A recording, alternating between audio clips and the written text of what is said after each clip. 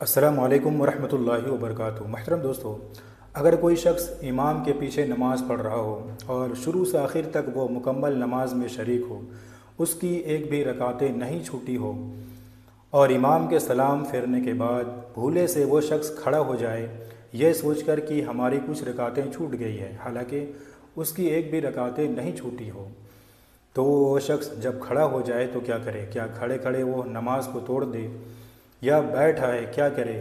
اس کے بارے میں کیا مسئلہ ہے؟ لہٰذا آج کی ویڈیو میں اسی مسئلے کے بارے میں جانکاری دی جائے گی کہ وہ شخص کیا کرے۔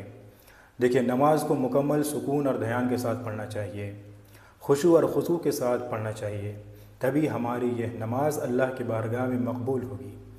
بہت ہی کم حضرات ایسے ہیں جو مکمل سکون اور دھیان کے ساتھ نماز کو پڑھتے ہیں، ورنہ اکثر حضرات ایسے ہیں کہ جیسے ہی وہ نماز میں داخل ہوتے ہیں، ہاتھ باندھتے ہیں، فوراً ان کے ذہن و دماغ دنیا کے کاموں میں گردش کرنے لگتے ہیں۔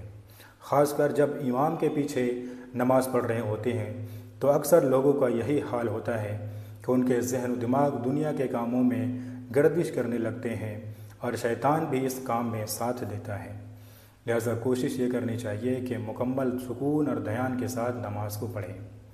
اگر کوئی شخص امام کے پیچھے نماز پڑھ رہا ہو اور مکمل امام کے ساتھ شریک ہو وہ نماز میں، اس کی ایک بھی رکعتیں نہ چھوٹی ہو، اور امام کے سلام پھیرنے کے بعد بھولے سے اگر کوئی شخص کھڑا ہو جائے یہ سوچ کر کہ اس کی کچھ رکعتیں چھوٹ گئی ہیں، تو اس کی دو صورتیں ہیں۔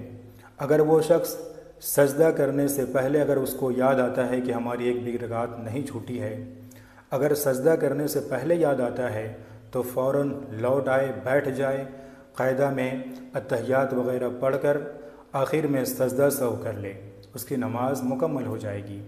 اور اگر سجدہ میں یا سجدہ کر چکا ہے، سجدہ کرنے کے بعد اس کو یاد آیا ہے تو اس کو چاہیے کہ ایک رکعت اور ملا لے۔ سجدہ کر چکا ہے، وہ ایک رکعت ہو گئی، اس کے بعد وہ کھڑا ہو جائے اور دوسری رکعت مکمل کرے۔ دو رکعت مکمل کرنے کے بعد وہ آخر میں سجدہ سہو کرے تو یہ دو رکعت جو ہے اس کے لیے نفل ہو جائے گی، اور جو امام کے ساتھ وہ نماز پڑھا ہے وہ فرض ہو جائے گی۔ اور پہلی صورت میں کہ سجدہ سے پہلے اس کو یاد آیا ہے تو جو یہ ایک رکعت ہے وہ اکارت ہو جائے گی، اور امام کے ساتھ جو نماز میں شریک ہوا ہے وہ فرض ہو جائے گی۔